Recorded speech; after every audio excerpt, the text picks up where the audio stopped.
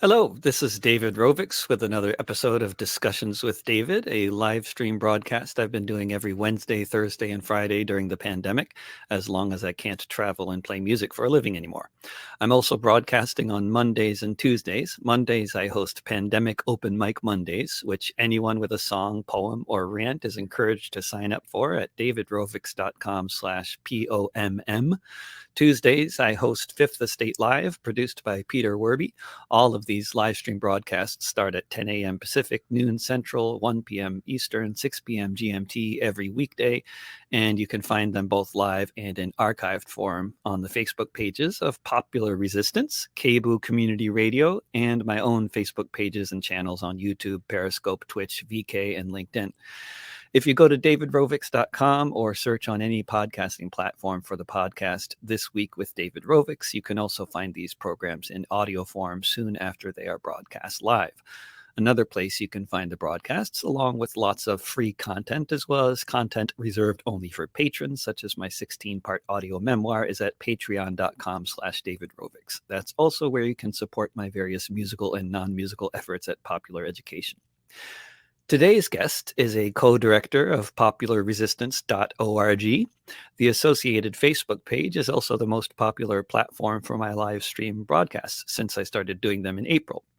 Kevin Zeese is an attorney as well as an organizer, popular educator, author, blogger, and host of the weekly podcast Clearing the Fog. He's been a principal organizer of many different endeavors, from the recent invited occupation of the Venezuelan Embassy in Washington, D.C., to the Occupy Wall Street encampment at Freedom Plaza, to some of the earlier campaigns for drug legalization and against mass incarceration in the United States. He's also currently the press secretary of Howie Hawkins' campaign for president, Green Party campaign for president of the United States.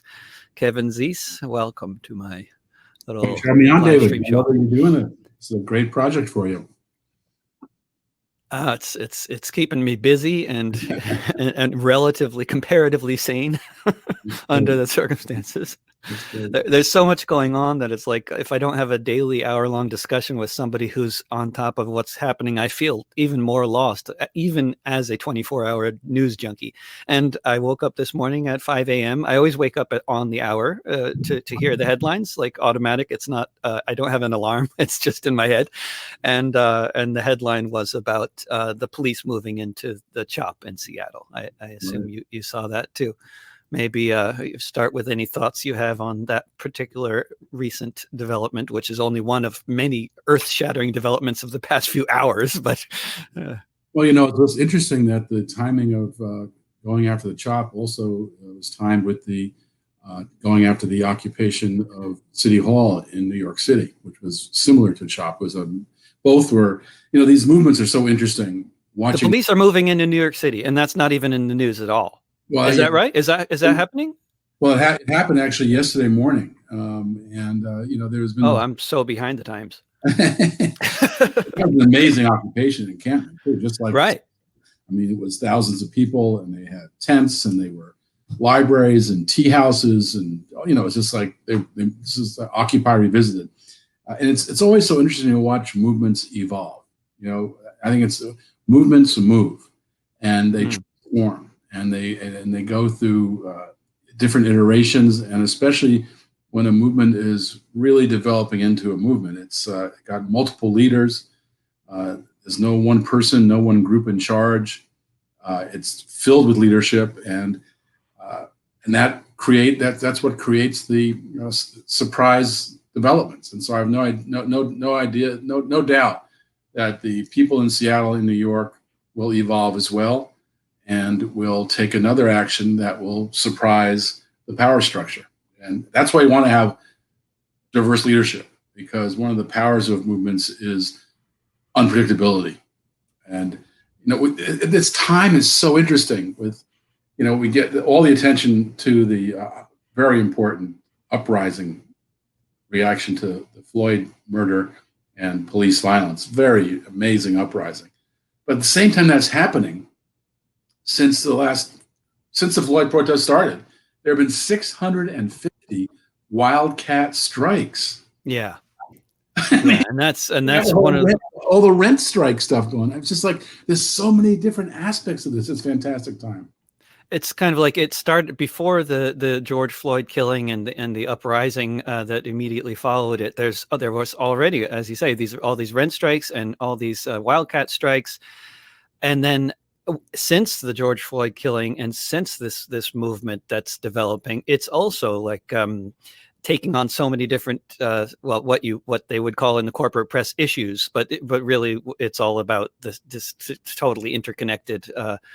Massive interconnected question of the police, the military, the prisons, the everything. I mean, it's just really at its roots about neoliberal capitalism. Yeah, right. That's what's really there. The police are there to enforce the social order, the economic order. In Baltimore, where I live, we have what's called the White L going down the center of Baltimore and along the coast of the waterfront. And on the black butterflies on the east and west part of Baltimore. Hyper segregated city. It was the first city to have redlining, and the police job is to keep the butterflies out of the L. And so they're the enforcement mechanism for abusive capitalism. When these communities in those butterfly areas, 40,000 abandoned houses, 40,000. And it's areas of neglect. And rather than creating a fair economy with decent jobs and building up around the black college, we have a couple black colleges in town that really could be economic powerhouses for those communities. Rather than building those up, they put money into police. So police have a bigger budget than our health budget, than our education budget. This is like typical U.S. urban crisis. Rather than spending money to uplift communities, we spend money to keep them down.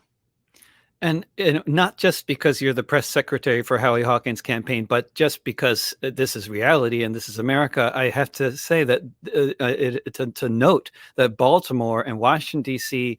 and most of the cities, I believe it's accurate to say the vast majority of the cities in this country, which have these police budgets at 40-50% of the budget, these are cities that are completely stranglehold controlled by the Democratic Party. That's exactly right. And that's one reason why I rejected the Democrats in the 90s during Clinton. He was NAFTA, the drug war. He put a general in charge of the drug war. You have a health problem, so put a general in charge. I mean, come here, he destroyed the safety net programs. He lost me there. And I was, in this century, I got more involved in third-party politics. I was Ralph Nader's press secretary. And I worked on Jill Stein's campaign. So, I see this long history of the Democrats. And when you're in Maryland, you're in an uber blue state, not just the city. We have not had a non-Democrat in the city council or in mayor for more than 50 years. Yep. 50 years. And that's typical of so many places. It's like that here in Portland, up in Seattle. I mean, except they have a wonderful socialist on the city council in Seattle. But that's Well, the same thing in Chicago. They got some socialists on that city council too. And what I love about Chicago these days, I think that's the most important issue that's not getting enough focus, is democratic community control of the police. This is a signature issue. If you want to really learn about it, go to howiehawkins.us. He has a great position statement on democratic community control of police. But what that means is neighborhoods decide who polices their neighborhood and how they police their neighborhood. Neighborhoods decide the training of police, the budget of police, the union contracts get reviewed. They can hire and fire. They can call grand jury investigation when police look like they've committed crimes. Community control of police is the issue we should be focused on, more than important than defund the police. Because we can see, I'm in favor of defunding. I'm in favor of shifting budgets and building up, social programs, social workers, mental health professionals, public health administrators. Also, build up lots of the things that are being neglected, and take that money from these abusive police budgets. But we have to change the power dynamic. We have to put the people in charge. Right now, the police themselves. These civilian review boards, often the police chief picks who's on them. No, we need democratic community control of police. And I think that Chicago, the organizers in Chicago working on this are doing an incredible job. They've got more than half the city's aldermen supporting it. They're working toward a veto-proof majority for democratic community control. And that would mean neighborhoods elect a board that decides how their neighborhoods are policed. That's how it should be. And so this is a long-term issue. It goes back to the Black Panthers. And it's extremely challenging to the whole system of capitalism because, like, just to take one fairly prominent example in the current climate with, I believe, at least I was hearing just the other day that in the state of Florida, I think 1 out of 3 renters did not pay the rent last month. And it's similar statistics in many other states. What if a local community voted that forced evictions were not something that police could engage in? I assume that would be easy enough for people to vote on because there's a lot of communities where most everybody in a poor neighborhood are renters, and then what would the police do? What would David, the rent strike? Of course, we have a housing crisis. 32% nationwide renters didn't pay their rent payment. 32% did not pay rent. 28% didn't pay their mortgage until and it's in the middle of the month. They maybe they can pay it then, but so you have a housing crisis.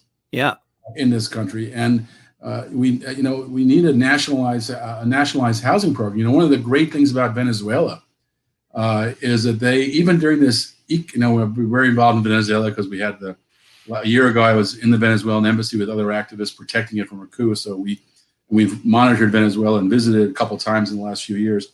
But one thing they're doing is a social housing program. Even with this economic war in the United States, they've built more than 3 million social housing units for a population of 32 million people. 3 million housing units, 4 people per unit, that's 12 million people out of 32 million get free housing. It's astounding. And of course, it's never mentioned. The United States, with more than 300 million people, has 1 million public housing units, and they're being privatized. And so what a comparison. What a comparison. And then also just the social democracies of Europe. You go around there and you see it's a public housing, one building after the next, and you ask who owns it, who built it, the government. All over the nice places. What's interesting about the European model is social, and they call it social housing rather than public housing. But the social housing in some of these in the European cities is not just for the poor. No, and you'd never know who isn't. You would absolutely have no idea in Copenhagen what's government housing and what is private. And for the middle class, working class, it's subsidized, and so people can afford to live decently, and that's just essential. And it's not just housing, basic necessities. United States healthcare, total mess. We have on the Popular Resistance, in addition to covering the news on Popular Resistance, the movement news and movement news issues, we also have projects, campaigns. One of them is Health Over Profit for Everyone. It's a movement for improved Medicare for all. And you can go to popularresistance.org and click on the Hope campaign and get involved in that. But healthcare is another necessity that's ignored. Food. What's the poverty in the United States? I mean, it's tens of millions of people going to bed hungry every night. It's even on Marketplace on NPR, and I mean, I'm sure you're listening to the corporate media as much as I am as well, and they are the narrative is changing so much. And on Marketplace yesterday, they actually admitted, one of the guests actually admitted, most Americans were living paycheck to paycheck before the pandemic, and then the paycheck stopped, and that's on Marketplace. Well, I'll tell you what's interesting today on Popular Resistance. We're publishing an article from Bloomberg. I don't think we've ever done this before. And it's an article about how the United States, if it's the trajectory the United States is on, when you look at issues like healthcare and housing and food and incomes and wealth divide, we're on a trajectory before the century is finished of being a poor developing nation. And this is in Bloomberg. I mean, so it's getting so bad that everyone can see it. And just today, France said they're not going to participate in the next naval exercise. With NATO. Yeah, and Germany doesn't want U.S. troops. They're putting U.S. troops are leaving Germany, and so there's all sorts of interesting changes going on where the United and then of course you have Iran indicting Trump for admitting that he killed Soleimani, their commander. I mean, he's openly bragging about it. Right. So they indicted him, and they asked Interpol to pick up Trump. Yeah, excellent. Interpol said no, but the same day Interpol said no, what they did do was they arrested someone coming from Venezuela to Iran to negotiate a food deal. The guy was one who worked on the CLAP program, which is a program, another great Venezuela program, that basic food and kitchen essentials to 10 million Venezuelan households each month. And the United States had him arrested. And Interpol cooperated. And Interpol did that one. And this is, of course, the campaign against the Venezuelan revolution has been very international. I mean, the United Kingdom has been very involved as well with stealing billions of dollars from the rightful money that owned by the government of Venezuela. And then they took gold. Yeah. Bank of England has over $1 billion of gold of Venezuela, and Venezuela is now suing to try to get it back, but they've refused to give it back to Venezuela. As they are facing all the crises they're facing in Venezuela, and then the UK and the US is withholding billions. And can you talk about the what's the latest on the occupation of the Venezuelan embassy? I didn't realize until I was just catching up on recent events related to you that the jury was told that Juan Guaido was the president of Venezuela. We were in a coup courtroom. And in the coup courtroom, we were not allowed to tell the truth that President Maduro was president because we had permission to be in the embassy from Maduro and his foreign ministry. So we were not really occupying it. We were there with permission. And for the first month, we could go in and out with no problem. But then the crazy coup mob came, surrounded the embassy, put us under siege, stopped food from being delivered, attacked people who were supporting us. It's got really a horrible situation. We ended up getting prosecuted. There were up more than 70 people in the embassy at the peak, sleeping over. We had more than 100 people coming in every night for concerts, for educational forums on AFRICOM, on Julian Assange, on Venezuela, on Honduras. And we had people coming in and out, no problem. But then that siege happened, and we ended up going down to 4 people after they turned off our electricity, turned off our water. We were able to get food in through various amazing struggles. People supporting us on the outside we were just incredible fights to get food in. And so the final 4 of us were there. So we were ready to stay for another month or two. The government decided to come in and arrest us. They sent more than 100 police, many in military gear, battering ram to the door, broke into the embassy illegally, even though we said we wouldn't resist. And we had come down to talk to the police 2 days before that, right to the front door.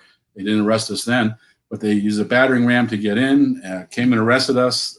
We were prosecuted with federal charges, the 4 of us. And in that coup courtroom, the judge ordered that we could not say Maduro was president. They had to tell the jury that Juan Guaido was president.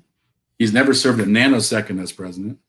They had to say that the fake ambassador, Carlos Vecchio, a former oil executive who's wanted for the violent protests that killed scores of people in Venezuela, he can't even come back to Venezuela. He's the ambassador in that courtroom. But even with all that warping of reality, the jury would not convict us. We were able, and we didn't even testify, just through the cross-examination of their witnesses, we were able to show the contradictions. And I'll just mention 2 examples. One, we had a lawyer, Mara Verheyden Hilliard, for the Partnership of Civil Justice, who negotiated with the police and the State Department for us. When anything came up, she would be kind of one of the go-betweens. I would talk to them as well. I had their cell phone numbers. We'd talk on the phone. We were in the embassy, and our lawyer was talking. Why do they have a lawyer? It's so weird. And then another moment was we went out of the embassy to talk to the police, and prior to us going out there, they had been ordered by the fake ambassador to remove us. So we go out after that, talk to the police, give them our cell phone numbers. We get their cell phone numbers, and we go back in the embassy. And the jury's like, why didn't they were, why were they allowed to go back in? Makes no sense. So they're like, the jury was so confusing, huh? For them. So they have a brain that's so confusing. Yeah, what's going on? And it was interesting. We got to talk to the jury afterwards. The judge allowed the jury to stay for questions. Half the jury stayed, and they totally said, we're confused. We didn't know what happened. And when we talked before, Margaret Flowers, my partner, talked to the jury forewoman in the hallway, and she had voted to convict us.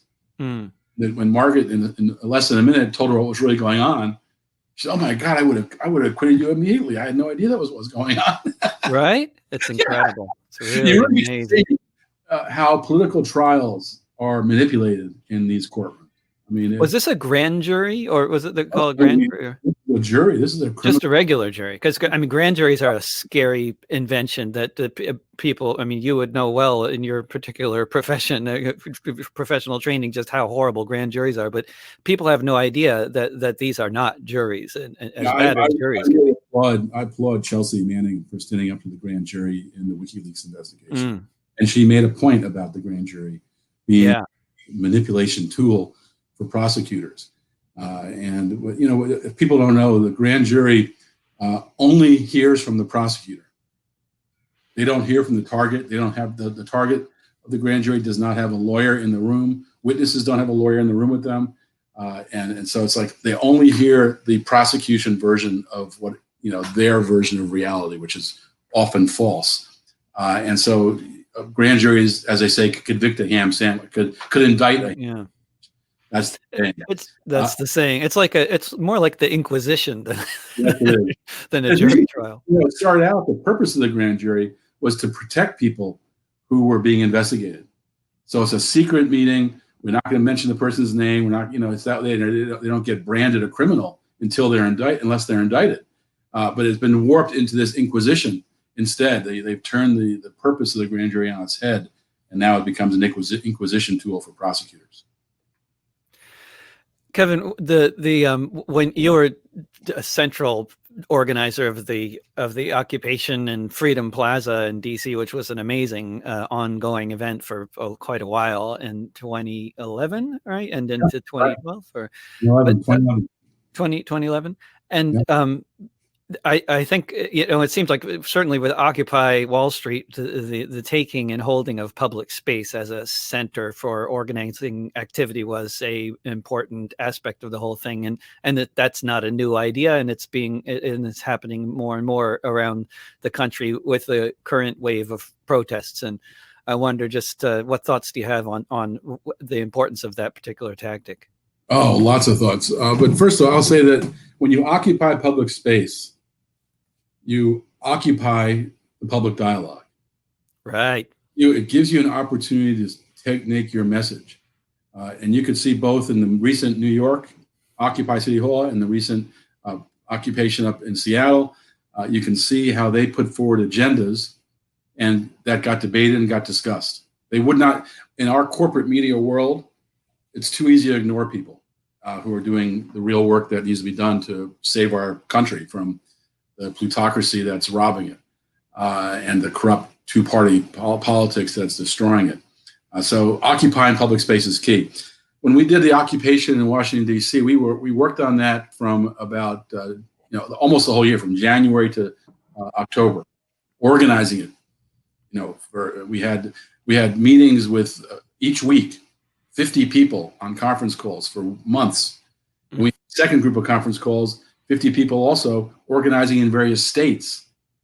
So this was not just like a happenstance thing. And then when Occupy Wall Street was first thought about, and that came out from July. So we had been organized since January. It started in July. It came out as an idea. They started organizing in August. We went up there to see what they were doing, to see what we could do to help, and we coordinated with them. They started a couple weeks before us. Our guess that what was going to happen was the police would stop them. You know, instead they stayed for months, and then the people would come down to DC. We'd have a second occupation. So that was the kind of the idea of a rolling approach. Instead, what happened was the police showed their abusive personality and tear gassed some women who were already under arrest and behind an orange mesh curtain. They just went up and tear-gassed them in the face. And that created an uproar. And suddenly there were hundreds of occupies starting.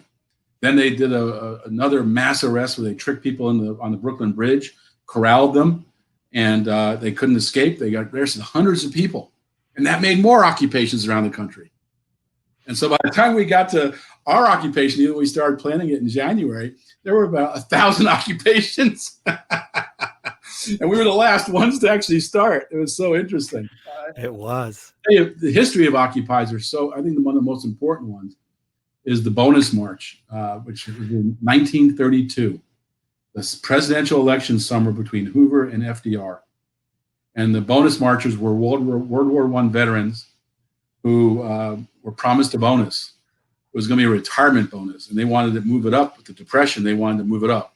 So they went to Washington to ask for the bonus to be given to them now because it was the Depression. And they started to agitate for it, and ended up being 25,000 veterans, 50,000 people totally with their families and allies occupying Washington in the middle of a presidential election. And the House passed the bill the veterans wanted. The Senate said no, and Hoover said no, and the veterans said, we're staying. And they did some amazing, it's a beautiful history. It's some amazing protests. I just thought there's so many I could go on. Are there any particular highlights from that protest? Because what is mostly known, if anybody knows anything about the Bonus March, they know that it was the first use of tanks in the U.S. military. It's the first time I believe the U.S. military ever employed a tank to do anything, and it was to burn down their tear gas. Tear gas. They pioneered tear gas.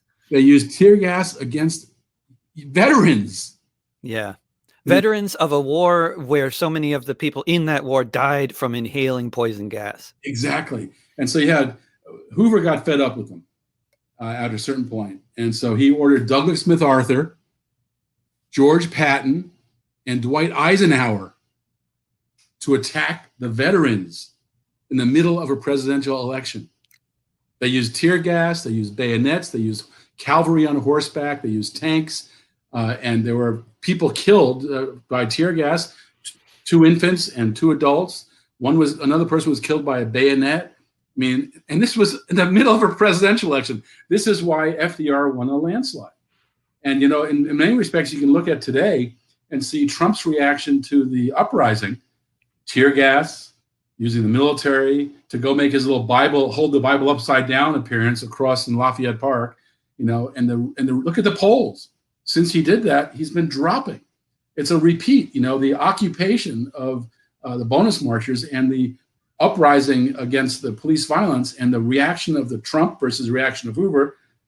He's making the same mistakes over again. So that was just amazing. It's fascinating, isn't it? But then this time, of course, history it may rhyme, but it may not repeat. And this time, it could be that this is laying the stage for a Biden landslide, which is a bit of a horrifying thought, really.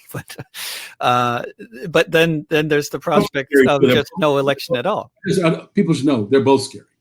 They're both scary. I completely agree. But then just to, for anybody that's been living under the past 4 years of Trump, may, especially if they're young and maybe they don't, I don't know, just bear in mind, people out there, that it was the night before Trump told his military to bomb an airstrip in Syria, Hillary Clinton was giving a speech in New York City where she is recorded on tape advocating for the bombing of every airstrip in Syria. Yep. So that's, if that's any indication of everybody's saying, Trump's going to start a war to distract from the situation in so many ways. And yeah, presidents do that. There's lots of precedents there. But we don't know whether he's going to do that. We don't know whether Biden would do that either. But I don't know. But do you think there's going to be an election in November? I know it's way too early, but you think, we're not going to have a martial law and fascism? It's very interesting. I think that the same incident in Lafayette Park where they used tear gas and National Guard, and Trump said he's going to call the military. Then you got a reaction from the generals saying, well, no, the military is not getting involved in this. You're not calling the military to do domestic enforcement.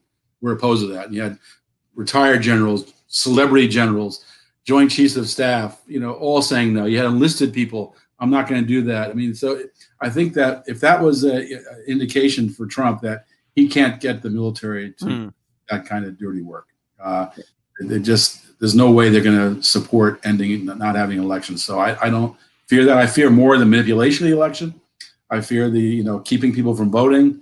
The COVID crisis may lower turnout. The lack of excitement about Joe Biden may lower turnout. The collapse of the Postal Service, perhaps. Right. The Postal Service can be, so there are lots of problems in the upcoming election.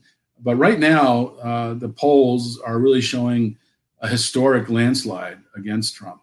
And, as far as the fear of fascism goes, I'll again, back to that bonus march, I'll just tell you one more thing. Smedley Butler, the most decorated Marine in U.S. history, spoke at the bonus march and urged them to keep going. Don't give up. You're patriotic Americans. 2 years later, when FDR is arrested, elected. When FDR is elected, he's contacted by Wall Street bankers to be the U.S. Mussolini. Wow. And he goes along with it just to gather information. And then he gets a reporter to come to meetings with him. So it's not just him saying it. He has a witness, a journalist. And so it turns out that a lot of financial interests, General Motors, DuPont Company, were all behind this business plot to make Butler the Secretary General of the United States and FDR a figurehead, because they thought FDR was going socialist. And a lot of these same people were behind efforts with Mussolini and with Hitler too. Same company, same corporations. And this business, so Smedley goes along with it, and then he decides to blow the whistle and has a press conference. He has his journalist friend as well as a witness who went to some of the meetings so he could report on it. There were hearings of the Senate and the House together, joint hearings. They held hearings and concluded that Butler saved the country from fascism. And that doesn't get reported anywhere. I have never heard of that. And I love Smedley Butler and his pamphlet. Everybody should read that pamphlet, but I had never heard about his almost being, if he wasn't such a great guy, that he could have been the next Mussolini. And the business plotters were trying to decide between General MacArthur and Butler. Good, they chose Butler. And Butler was like a celebrity general. He was been on Time magazine covers. He won 2 congressional medals of honor. He's a very interesting character in history. But he wrote that pamphlet, "War is a Racket." He became an anti-war pacifist. He was opposed to World War II, U.S. World War II. That's what that was about. War is a racket, where the people pay and the profiteers profit. So talking about fascism, that was a real effort and it was interesting. I started to really learn about that in depth during the time when the last financial crisis hit and Obama was bailing out all these big business interests. The same business interests that were behind that fascist plot were getting bailed out by Obama. General Motors, all the hedge funders, the Wall Street banks. Wow. They didn't win the fascist plot, but they sure did put in place corporatocracy where they're in control of the government. And Joe Biden is the perfect example of that. He is Mr. Perfect President, K Street, Wall Street. That's where he gets the health insurance industry. That's where he gets his support from. That's what he'll represent. And he's from a small state, which is basically like the Cayman Islands of domestic U.S., along with Rhode Island. And Delaware is where a lot of corporations incorporate because the rules are so loose. So he is basically the man from the MBNA. So we're talking with Kevin Zeese on Discussions with David, which you can hear live at 10 a.m. Pacific, noon Central, 1 p.m. Eastern, 6 p.m. GMT, Wednesday through Friday every week, along with other broadcasts I host at the same time on Mondays and Tuesdays. All of these broadcasts go out live on the Facebook pages of Popular Resistance, KBOO Community Radio, and elsewhere, and they're all archived on my YouTube channel at youtube.com/DRovics, on Patreon at patreon.com/DavidRovics, and in podcast form if you look for This Week with David Rovics on any podcasting platform. Kevin, when you were one of the folks on the ground floor, I'd say if you could put, I mean, it wasn't necessarily a new idea, but it was becoming more of a thing that was at least being talked about with drug legalization and mass incarceration, which took decades before some drugs got legalized. But back in the 80s, you were very much involved with all that, and that seems especially relevant today as we're talking about defunding the police and as we're talking about the mass incarceration, continuing to talk about mass incarceration. But it's been talked about a lot more in recent years than it was being talked about back then, is my impression. Maybe since Michelle Alexander's book, I don't know. Right. Yeah, I got involved in that when I was in law school at George Washington. I wanted to be a criminal defense lawyer, and the professor in charge of internships hooked me up with NORML, the National Organization for Reform Marijuana Laws. And my first job there as an intern was responding to prisoner letters and families of prisoners. And very quickly, it became clear the injustice of the drug war, the marijuana war. It became clear the racist nature of marijuana enforcement and incarceration. And so I got involved and became chief counsel of NORML, and then its national director, and then later on practiced law for a little while, and then also formed a group called Drug Policy Foundation, which became the largest drug policy group. When we were doing NORML, we were getting death threats. Wow. For legalization of marijuana. That's how far we've come. Because it was so threatening to people that wanted to maintain the racist power structure, or what were the death threats about? Well, I think it was the Just Say No era of Reagan and Nancy Reagan, who were making this a big issue for them. They were generating a lot of anger in their base about marijuana, and so there's a lot of false fears. Joe Biden still, by the way, believes that marijuana leads to harder drugs. The opposite is true, actually. Marijuana prevents people from going to hard drugs. He's just warped on that. Right. But, so we were getting death threats. In fact, there were I think we had 15% support in the polls for marijuana legalization. I think there were more people who believed that Elvis Presley was alive than supported marijuana legalization. And now we are at 65% support for legal adult use, 85% for medical marijuana. We're seeing the drug war toned down. It has a long way to go to get corrected.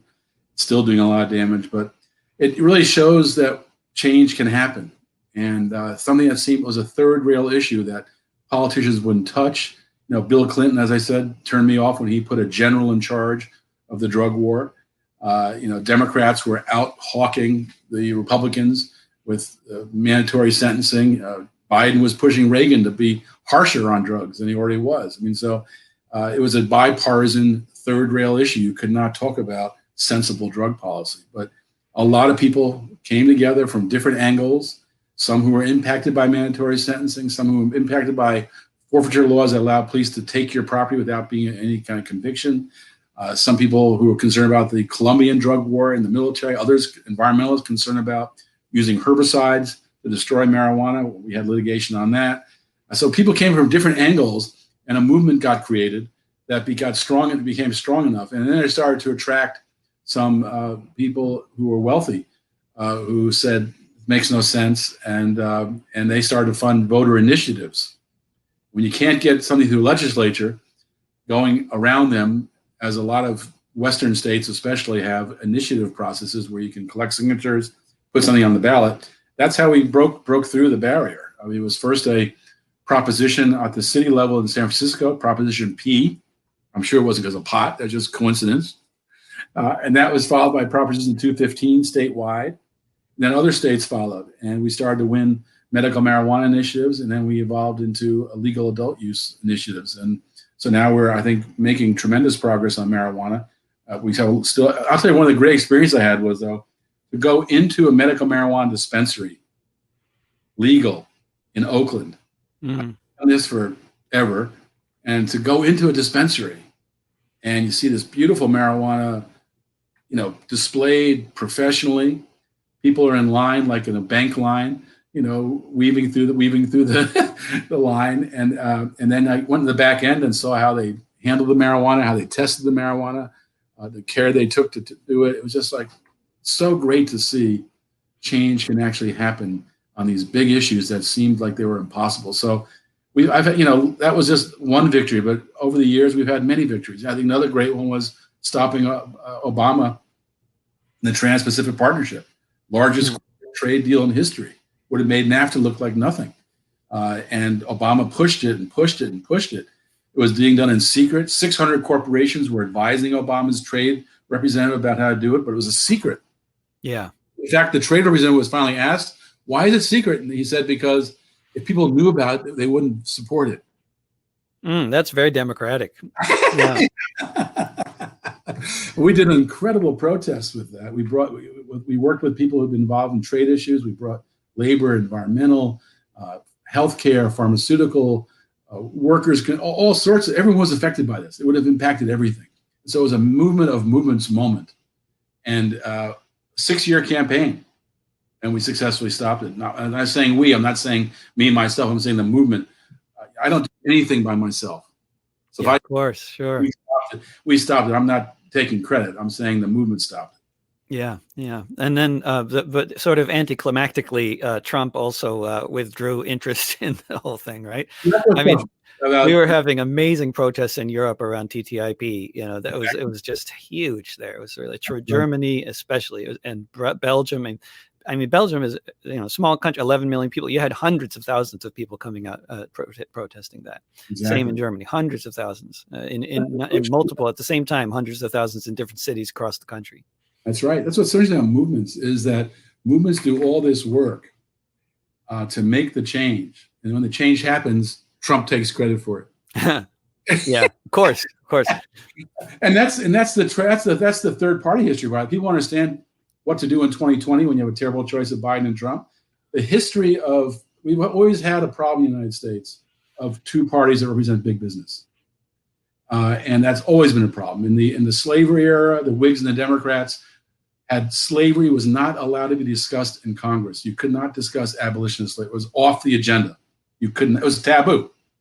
And so even though there had been an abolition movement since before the founding of the country, in fact, the same year we became a nation, Vermont abolished slavery.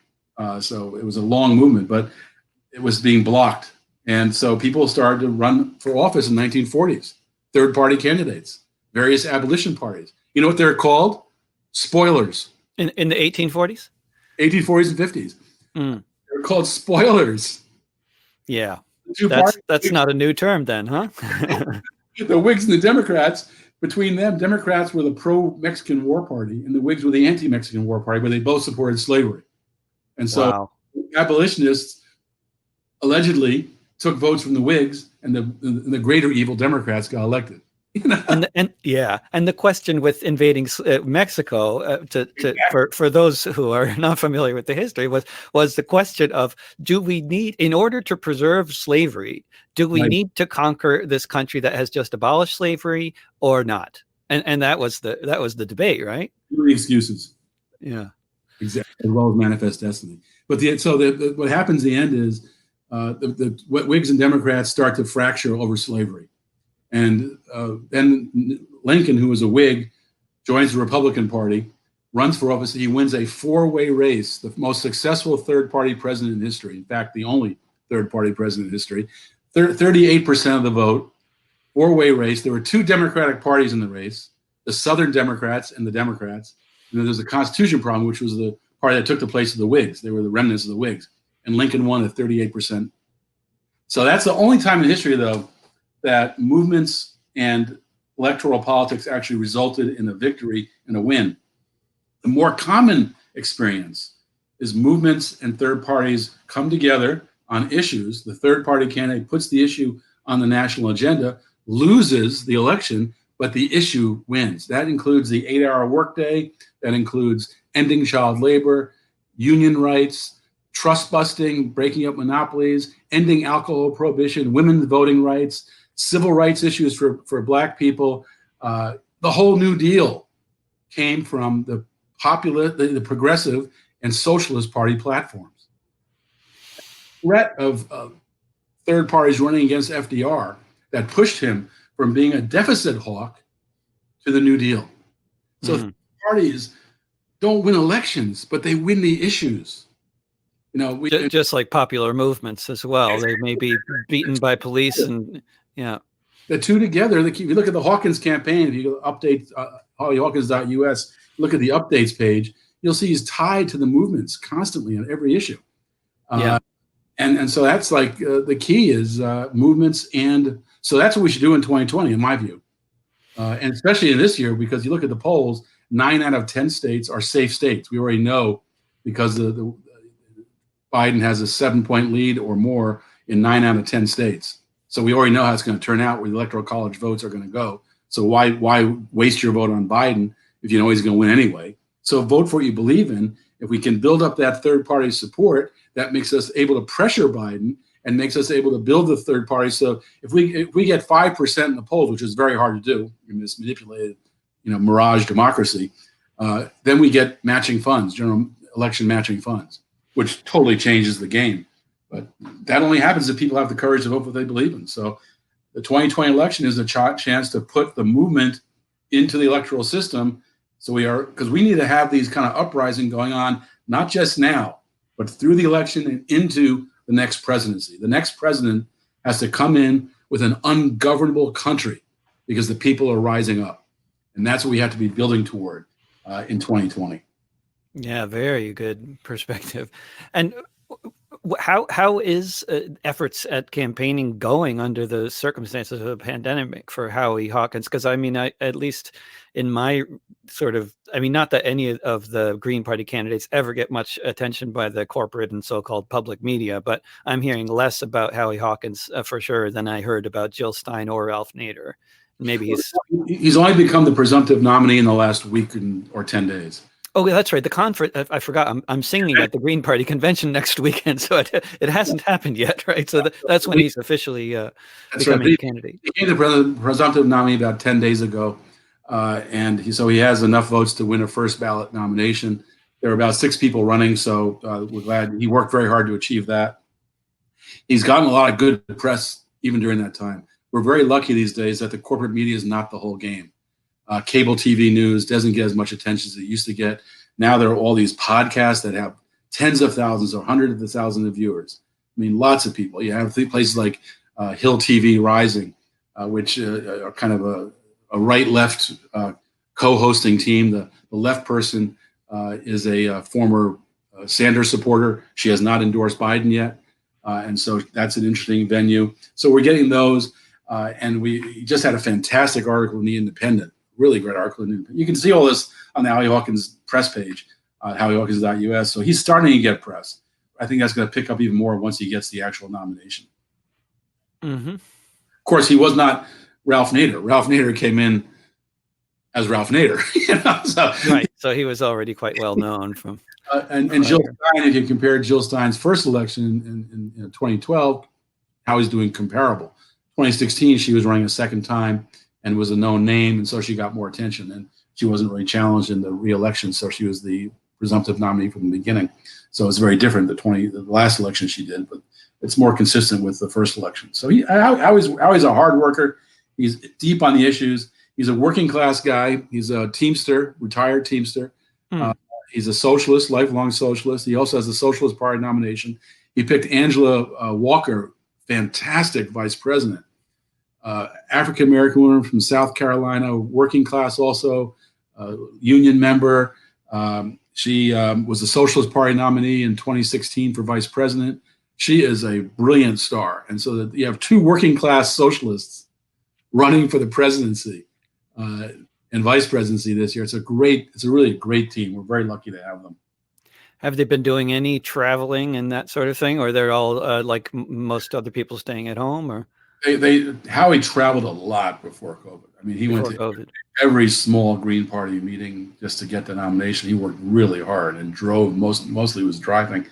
But since COVID, he's been mostly campaigning like you are here online. And that's working all right. He's getting his message out. We hope that it changes. He misses the road. He likes to be with people. And Angela is great with people. But they both also have good presence when they're on video and doing live. They do a weekly live stream every Tuesday, the 2 of them. So people can catch them there. And that's on Facebook and YouTube, and I believe on what's the Twitter live feed, Twitter has a live stream also. So it's on a variety of different systems. And so he's doing what he can. It's always a challenge being a third party candidate because we live in a mirage democracy with manipulated elections. So we have an illusion of democracy, but not a real democracy. And so it's very hard in this country to really get an alternative voice in this very deeply embedded two-party system. It's really a two-party corporate dictatorship. Yeah, because I mean, the one election you described with Lincoln's election, I mean, the only reason that he was able to win was because the Democratic Party was divided, right? And the Whigs were shrinking, and that took 20 years of abolitionists running and losing to get to that. 20 years of hitting this issue that was so critical, and the westward expansion, slavery was an issue. The Mexican War, slavery was an issue. And so, they were 20 years of abolitionist spoilers, who spoiled the two parties, broke them both apart. And that's what Lincoln was the beneficiary of that. Mm. And I like to say that it was maybe a slight oversimplification, but I like to say that the only time that the U.S. had a good government was those 2 years when the radical Republicans were in charge after Lincoln's assassination, when the 10 southern states were not able to vote, and then they still had to impeach the president who wouldn't do anything that they were trying to do. Wouldn't enforce the laws they were passing. Reconstruction was the missed opportunity. Because there was only 2 years of the course of Reconstruction where there were real Reconstruction advocates in charge in the Congress, right? And then at that time, the president, Andrew Johnson, who had to be impeached, was against real Reconstruction. Huh? That's right. So that was a moment that was missed. I mean, I think if we had that, we could have really dealt with the historic wrong of slavery and racism against Black people if Reconstruction had been allowed to continue. Instead, we got white terrorism in the South, the KKK and corrupt sheriffs working with them, and Black laws where people were arrested on vagrancy charges and forced to work for free. And unfortunately, Reconstruction was reversed. It was the opportunity to really correct historic wrongs. We have still not corrected those wrongs. Vagrancy is such a charge. What a charge! Vagrancy. I know. That is the charge of existing. And not being at home. Vagrancy. This is the historic wrongs of both the Black slavery and ethnic cleansing of the indigenous peoples are still two wrongs that have not been faced up to by the country and have not been corrected. We have to do a lot of really truth-facing and put a lot of resources into correcting those terrible errors. I mean, it's just errors, the crimes. I mean, they're really crimes against humanity. And if you read some of George Washington's writings about how to attack the indigenous people, he'd be a war criminal. You talk slaughter, destroy their tents, destroy their crops, kill their women and children, capture their men. It was vicious. That's his orders. So and he's our hero, but he's really a war criminal. And he was also the biggest slaveholder in the country. And Roxanne Dunbar Ortiz documents what an important part of the actual economy scalps were. Yes, you get paid for scalps. That's right. Get paid quite well too. Really ugly, very ugly. So we haven't faced that history. Mm. We haven't made up for it, and we're still, in fact, in urban areas around the country, as we started out this discussion talking about the segregation and the destructive approach to not providing adequate resources to communities of color has led to an underclass that is over-policed with mass arrests and mass incarceration. And that's what the uprising is about. Really, it's about these bigger issues, these unfair wealth divide, the racist economy, the racist policing. Now, what do you have to say, if anything, to all those many people that put the Black Lives Matter signs in their lawns, and they just, a lot of them give me the feeling that I had back in 1992 when a lot of well-off store owners and white suburbanites were putting big guilty signs on their lawns. And I don't know how much attention they ever paid to issues of poverty and racism before that time, but suddenly they're worried about arson, and then they put up these signs. Although in other cases, I'm sure they're totally genuine, but it's just a very confusing pastiche, because I noticed going around town, if you put up anything about rent control, it's going to get taken down immediately. But put up a Black Lives Matter sign, nobody bothers it. Well, movements are so interesting because when a movement's winning, what you have is a small percentage of the population that's actually in the movement, but they are representing the interests, the national consensus on issues. We have a movement school on popular resistance. It's 8 web-based classes you can watch for free, a lot of reading materials. And we talk about how movements win. And what movements win is they're not a fringe movement. They become a movement that represents national consensus. And we are doing that on lots of issues right now. So we started this movement school before the uprising because we saw this coming. We saw these crises reaching peaks, and we saw the movements reaching stronger levels. And we needed to have people across the country educated on how to create social movements that win. And so when you see these Black Lives Matter signs in the suburbs, in fact, we had a really interesting experience in Baltimore. Margaret and I we were out provisioning for food and stuff. On the way back, we got stopped in traffic, and it turned out in this wealthy white neighborhood, they were doing Black Lives Matter protests, and it shut the street down. All right. So there we are. People who shut streets down all the time, and we're stuck in traffic because they're shutting the street down on us. Yeah, get out and join. I love it. 1,000 people out from this neighborhood on the street corners. There was also big downtown protests in Baltimore, but this was out this is still Baltimore City, but it's closer to the edge of Baltimore County. But it was a wealthy white neighborhood, and Margaret and I are blocked by the protesters. Wonderful. And in Baltimore and DC, has there been much in the way of Occupy City Hall and that sort of strategy that they're employing? I think the Lafayette, that whole in DC, that Black Lives Matter street now that our neoliberal mayor painted Black Lives Matter on. She got a lot of attention for it. There was an attempt to create a Occupy on that avenue. That would be very appropriate. And it was the same day that they tried to pull down the monument of Andrew Jackson. But in the afternoon, they were starting to put tents out and chairs out on Black Lives Matter Street, which is just across the street from the White House, Lafayette, on the other side of Lafayette Park. And the police just immediately wouldn't let it happen. And then that same day was the effort to tear down the statue of the racist president, Andrew Jackson, who owned more than 90 slaves and sent the indigenous people on the Trail of Tears. And he's Donald Trump's favorite president. Trump put his picture in the Oval Office. And there was an effort to pull down his statue. And the police stopped them. But now 4 activists are facing federal felony charges for trying to pull that statue down. So people need to come to support them, because that statue issue is an important issue. A lot of people kind of mock it, but it's really important. The reason those statues are up, because the right wing saw Black power growing. They saw the early signs of the civil rights movement. They saw, Black, like the Tulsa massacre, where they saw Black population making its way economically. And so the Confederate, Daughters of the Confederacy and others put up these racist statues to Confederates. And so they knew the importance of that kind of messaging, that white supremacy still rules. Yeah. Now it's important to pull those statues down to say, no, white supremacy is over.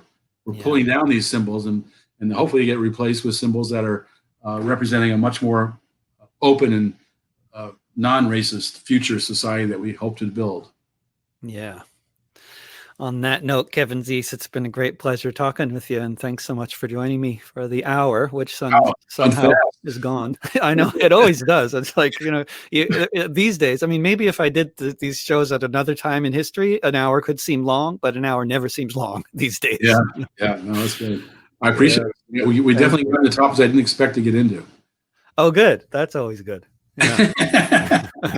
And I'm really pleased, by the way, that you're doing this on Popular Resistance. Oh, me too. Thank you so much Thank you for doing that.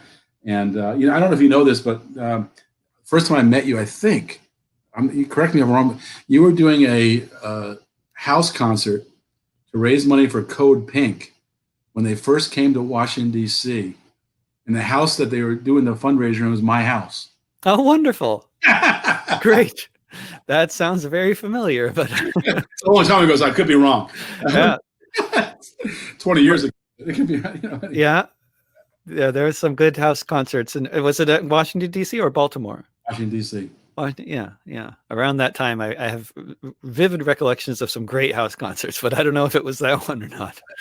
Yeah. Great. I think at that time when Medea said Dave Rovics, I said, who's Dave Rovics? Good. Anyway, Yeah. So I really appreciate you doing the work you're doing. I'm glad that you found a good use for your time when you're not on the road. Yeah, absolutely. Yeah. Thank you. You too. Right. And see you around. Okay. Take it easy. You too. All right. Bye-bye. Bye. And thanks everybody for tuning in to this discussion with Kevin Zeese of Popular Resistance, press secretary of Howie Hawkins' Green Party campaign for president, and many other things. You can find this and other discussions with David in archived form in various locations, such as the Discussions with David playlist on youtube.com/drovics, at patreon.com/davidrovics, at soundcloud.com/davidrovics, and on any podcasting platform if you search for the podcast This Week with David Rovics. My latest album, Notes from a Failed State, is now up on Spotify and all the other usual music streaming platforms. To celebrate, I'll be having a little one-man album release party this Saturday, July 4th, broadcast on whatever platform you're watching on, from here in my living room at 1 p.m. Pacific, 4 p.m. Eastern, 9 p.m. GMT. The music, the live stream broadcasts, and the podcasts are all free. But if you want to support my journalistic and musical efforts, plus have access to some exclusive offerings just for patrons, please join my community-supported art program, or CSA, at davidrovics.com/subscribe or patreon.com/davidrovics. Artists for Rent Control is now set up to start organizing an emergency eviction response team. Please go to artistsforrentcontrol.org and sign up. Tomorrow, I'll be joined once again by the founder of Liberation Road